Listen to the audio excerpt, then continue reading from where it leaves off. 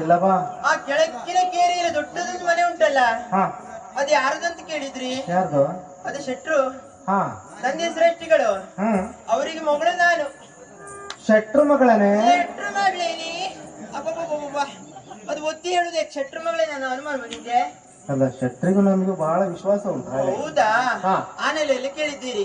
ಸ್ವಾಮಿ, ಬಂದದ್ದೇನ ಸ್ವಸ್ತಿಯ? ನಮ್ಮಪ್ಪನಲ್ಲಿ ಹೇಳಿ ಬಂದಿದ್ದೇನೆ, ಉಪವನಕ್ಕೆ ಹೋಗ್ತೀನಿ ಎಂಬುದಾಗಿ. ಹಾಗಾಗಿ ಉದ್ಯಾನವನಕ್ಕೆ ಬಂದವಳಿದ್ದೇನೆ. ನೋಡಿದ್ರಲ್ಲಿ ಸಂಖ್ಯೆಯ ಒಮ್ಮೊಂದಿಗೆ ಬಂದದ್ದು ಉಪವನ. ಅಬ್ಬಬ್ಬ, ಉಪವನ ಸುವರ್ಣ ಕಾಣುವಾಗ ಮನಸ್ಸಿಗೆ ಏನನ್ನಿಸ್ತಾ ಇದೆ? ವನದೇ